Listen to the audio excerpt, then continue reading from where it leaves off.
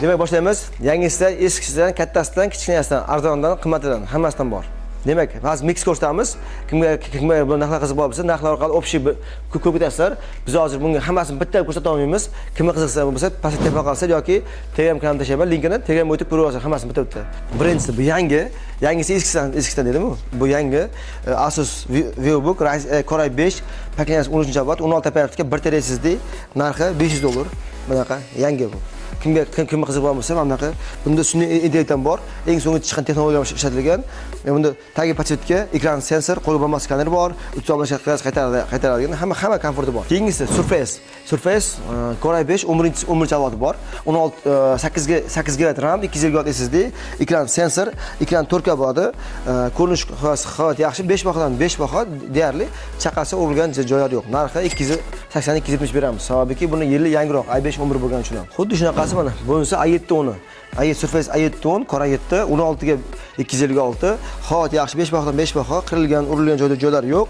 Sifati yaxshi, narxi 290-300 beramiz, aralash. Gibrid narxi hamma narxlar. Xuddi shunaqa masalan bizda Asus bor. Asus ekran OLED ekran, 4K OLED ekran, Ryzen 3 7000 seriya 8 ga 502, holat yaxshi, narxi $260. Sababi buni ekran OLED bo'lgani uchun. 4K OLED ekran bo'ladi. Sifat zo'r, deyarli yangidek holatda. Xuddi shunaqa HP Core i3 13-avlod. Hammasi yangi ko'rsatyapman sizlarga. Yangi avlodlarda, ya'ni bu deb bu emas, kam ishlatilgan mana qara ekran OLED. Ishlagan kuni 5 kun ishlatilgan. Bu ham xuddi shunaqa. HP i3 13 8 GB apparatgasi bor, 512 GB SSD xotirasi bor. Holat yaxshi, ideal holatda, lekin bu yangi emas, bu narx, bu $240. Bunaqa narx bozorda yo'q, $240 yangilar shunaqa. Asus ROG Strix Ryzen 9 32 apparatgasi bor, 1 TB SSD bor, 16 ekran dyumi 17.1, ekran 240 Hz, tagi RGB ko'tariladi. Ishlagan kun vaqti 40 kun ishlatilgan, lekin holat yaxshi, ideal holat turibdi. Dokument hamma zaryadchiklar hammasi bor. Bu narxi $960 beramiz. Ryzen 9, ya'ni 8000 seriya yaqin, 7000 qancha ham bo'ladi. Ekran 18 dyum menimcha, 16 GB 32 apparatgasi bor, 1 TB SSD bor. Eng muhim video karta RTX 4060 video karta. Narxi ham zo'r, qarang, ideal holat turibdi. Core i5 13-avlod 16 GB apparatgasi bor, 1 TB SSD bor, video karta RTX 3050, narxi $120. Ya'ni ideal holat turibdi. Yana kelishamiz. Asus ZBook, ya'ni bu 240 Hz ekran bo'ladi.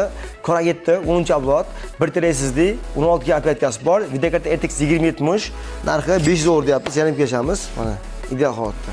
Kimga qiziq bo'lsa, bizni pastdan aniq Telegram kanali bor. Telegram kanalda hammasi bitta obzor berilgan. O'shani bitta oz ko'rib olasizlar. Ko'rsataman. Keyingimiz bu HP Core i5 12-avlod. Mana kimgadir haqiqiy rang qiziq, bugun bo'mlar rangi qiziq. 8 ga 512 GB, tagi pachetka, ekran IPS, Core i5 12-avlod, 10 patak bo'ladi. IT ga, buxgalteriya, bemalol o'qishga hammasi bemalol tushadi. Xullas, bizda hozir narxlar mix narxlar bor. Masalan, mana bularimiz Getaway i5 11, i3 11, 8 ga 512 GB, narxi $170. Ekran 4K ekran, mashinani. Shunaqa bizda agar kimga mana shunaqa narxlar qiziq, undan tashqari Surface bor, Core i5 13-avlod, dyumi 15.6, ya'ni bu ko'rsatganim birinchisi 14 edi, bu 15.6. Bemalol hisobotlar buxgalteriya IT ga dyumi kattaroq, kimga qiziq bo'lmasak, bemalol ko'rasiz. Narxi $300 beramiz. Lenovo IdeaPad Slim yangi, aralashda mix yangi ketyapti hozir bu. Narxi $320, 8 ga 512 GB, DDR5, Ryzen 5 7000 seriya. Mana ko'rib turibsiz, ideal holatda. Bundan 4 ta bor, yangisi 4 ta narxi $320 dan beramiz, yangilar narxlarini. Dell Core i3 10-avlod, 8 ga 256, narxi $170. Tagi pachetka, ekran sensor, xullas maza qilasiz. Xullas biz maqsadimiz Toshkent shahar, Malik O'zar Avos 9 do'kon, bitta o'sha bo'lib yetkazish xizmati ham bor. Undan tashqari bo'yib berish narsa xizmati ham bor. Agar kimda qiziq bo'lsa, bizga telefon qilasiz, pastda raqam telefon qilasiz, telefon raqamga. Yana agar telefon ko'tarmay qolsangiz, boshqa ish ko'payib ketsa, Telegram kanal link tashlayman. Link kirib bemalol ko'rasiz YouTube'ga. Kanalga a'zo bo'ling, kanaldan foydasi tegadi sizlarga.